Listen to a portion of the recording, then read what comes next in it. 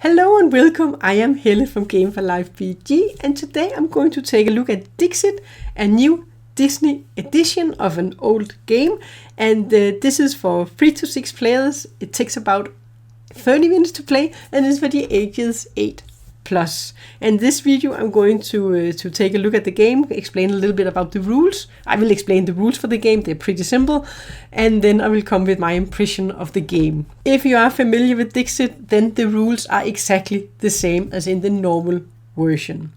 But I will go over the rules for the game, and then we will take a look at some of the cards. We can start with taking a look at some of the cards, because I think they are gorgeous, all these cards, with really nice colorative illustrations.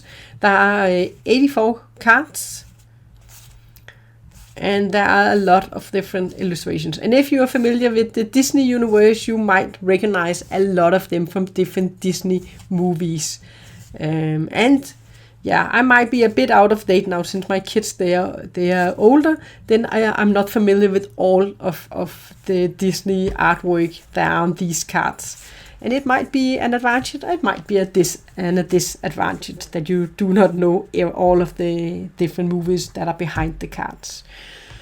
But in this game, you are competing to first get up to 30 points, and you're going to play rounds until one player has 30 points.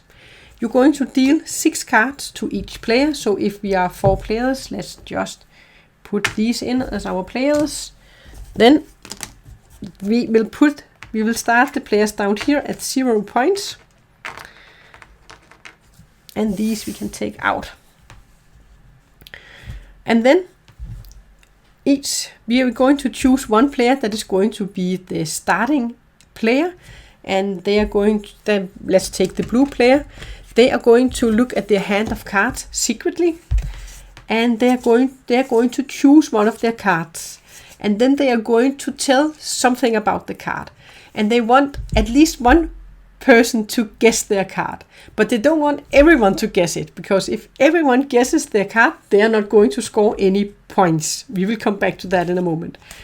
But I think they're going to take this card, and they're going to say maybe, and you can say anything when you're going to talk about your card. You can say one word, you can say a sentence, you can sing, you can meme, whatever you want to do for your card, you can do that.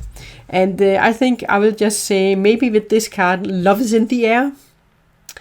And then they are going to place their card face down.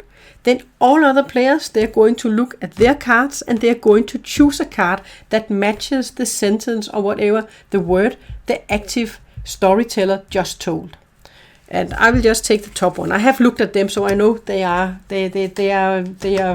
something that might have something to do with what our storyteller just said. So they are all, of course, going to look at their cards and then choose a card from their hand.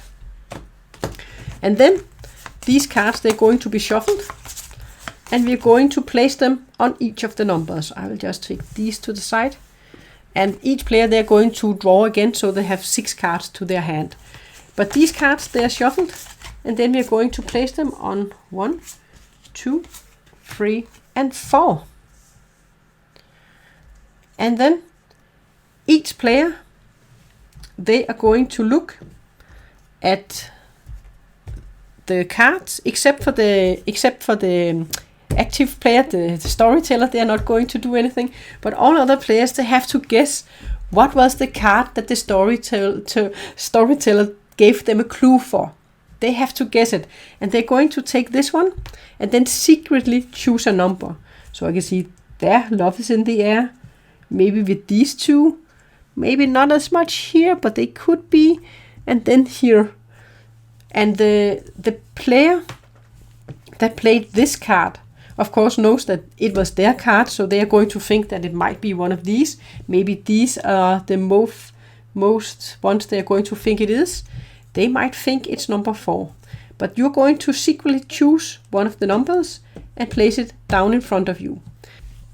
So when all players, they have chosen a number, then they're going to reveal what they chose, and they're going to place it at the card that they chose. This one said 4, and this one said also number 1.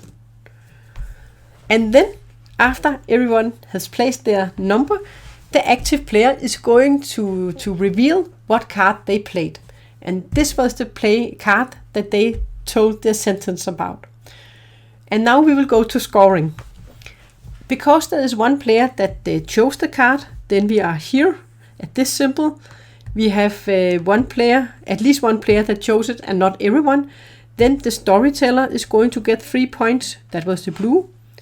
And then the person that selected this one, the green player, is also going to get 3 points. And then all players which card has been selected, they're going to get a point for each that have selected their card. So in this case, the green player, they played this card, so they're going to get additional 2 points.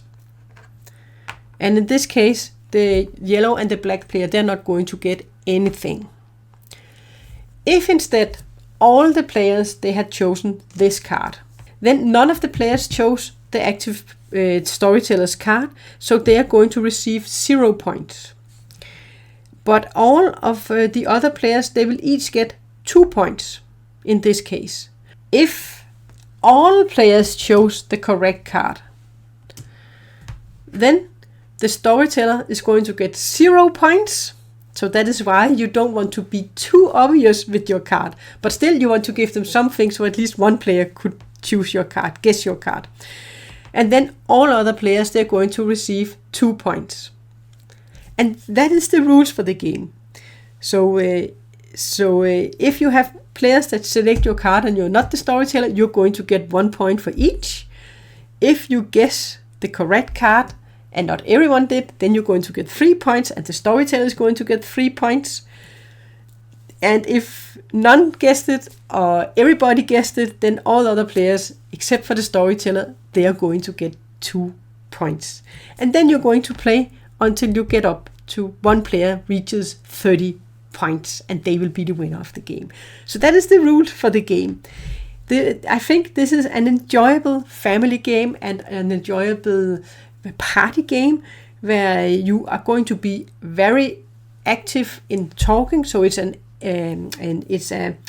interactive game. It's not a game where you're going to sit for yourself and compete with getting the most points, because in this one you're going to be engaged, you're going to talk, you're going to think about what you can tell about a card. So not everyone is going to get it, but at least one is going to get it. So it's a lot with also with who you're playing with. If you know the people you're playing with very well, then you might know some words, some cards where you can give a clue that they are going to guess, and then maybe some others they are not going to guess it. So it's tricky to find the right clue for the cards to give, so it's not too obvious, and also not too hard, so nobody is going to guess your word. And I really like the art they have made. It's fun, and also people, when we play it, they will sit and talk about the movies, they will recall the movies they have seen, and then of course some might not know what movie it's all about if you haven't seen the movie. But even if you haven't seen a lot of the movies, you can still play the game. It's no problem at all. I do have a lot of the newer movies. I haven't seen them, so like this, I don't know what this is about. And this one must be Ratatouille, I think. This one I haven't seen. And then again, some you have seen and some you haven't. But a lot of nice art. So I think this has its place as a good little filler game, a good family game. And yeah, so if you like games where you have a lot of interactions, then this is definitely a game that has it. And I like the little cute components you have with the different meeples. You know them for the different Peter Pan. I can't remember what it's called in English. It's Klokkebomblomst in Danish. I can't remember what it is in English. And you have the genie from what was it called? Oh, Genie from Aladdin, and then from Toy Story. No. Monsters Incorporated. This was Lena's favorite movie. She watched it so many times when she was a kid that she really liked that one. Mike Wazowski and this was on the wrong side. Mickey Mouse. And then we have these two also. I like simple little family game, which I think is enjoyable, but it is a simple game, and just for having fun and have a lot of talk and laughs also when you play this game. So if you like the normal Dixit, then I'm pretty sure you're going to like this version too. You're just going to get a lot of new cards, which might be a good one for kids, because a lot of the kids might have seen a lot of these different movies. And there are a lot of expansions for this game. You can easily, if you already have the normal Dixit or any of the expansions, you can shuffle all those cards together, so you have even more cards of different types. So it's easy integrated if you have any expansions for the game. And there are room for it in the box. There are lots of room for more cards and for each of the different tiles and figures. But that was my look at Dixit, an enjoyable family and party game. Thanks for watching.